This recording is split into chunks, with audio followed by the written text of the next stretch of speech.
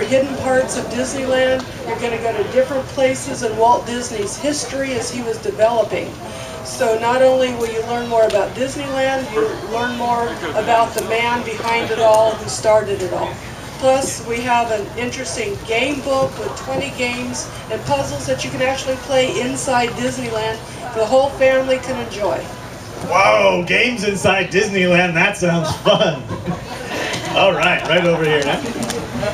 I have to say, Nancy, you're going to have to read that because I love Disneyland. I would live at Disneyland if they wouldn't throw me out as a crazy person. Me too.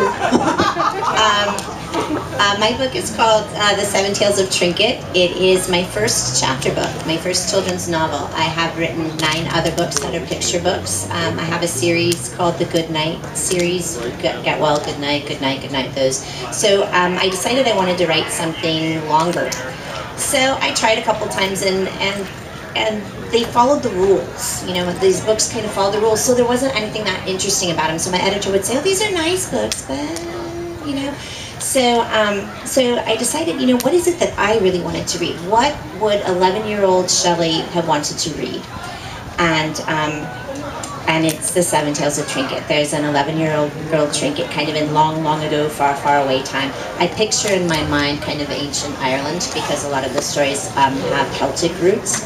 And her mother has just passed away, and her father left because he was a storyteller. He went on an adventure when she was 5 and he never came back. And so Trinket's alone, she's an orphan. What is she going to do? Her choices are to join the family of Thomas, the pig boy, and his mom, but she's like mean. So she decides to take Thomas with her on an adventure. She finds her father's map of where he used to go telling stories, and she decides, I'm going to find him. And she takes Thomas with her, but what she discovers along the way are many, many stories filled with magical and unusual creatures. And so as she searches for her father, she maybe finds a little bit about herself too. Cool. And Scary School is a series. This is book 1 that came out last year. And this is book 2. Book 1 won the Children's Literature Network Award for Funniest Chapter Book of 2011. Wow. Whoa. So it's super funny when you read it. It's about a school where just making it to lunch with all your arms and legs is considered a great day. Sounds like a good day to me. Yeah. It's about a school where regular kids like you guys go to school with all sorts of scary kids, like zombie kids, vampire kids, werewolf kids. Your teacher could be something like, I don't know, a Tyrannosaurus Rex, or a 9-foot-tall dragon who could eat you if you don't follow the rules. So it's a lot of fun. It can be kind of scary, but it's also super funny. So let's get to our first question here. We'll start, we'll go backwards this time.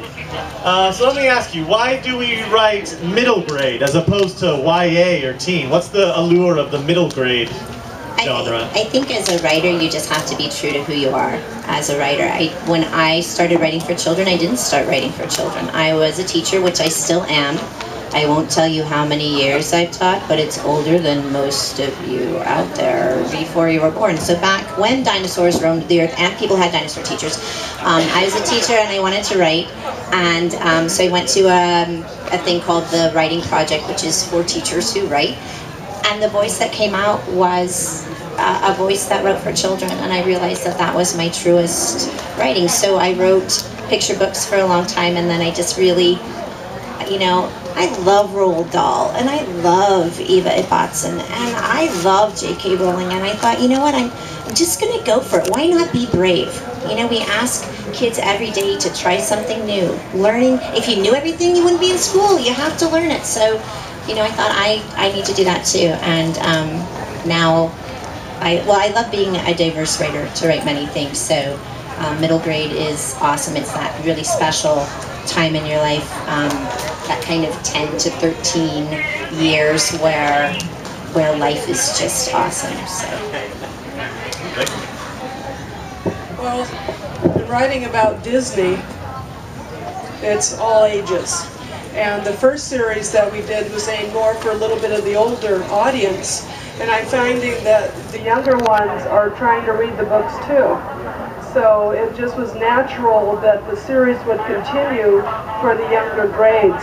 so that they would be able to relate to the stories more, with the two leads being a 13-year-old and 11-year-old rather than, you know, two grown men. So it was just a natural progression for the series. Every kid that I've talked to loves Disney, loves Disneyland, and they love finding out those little secrets about what goes on behind those doors that we just can't reach and get to on Main Street. We open doors, we go behind the caverns on Pirates of the Caribbean. So it was just natural to go to the younger ones to write a series for them. Awesome.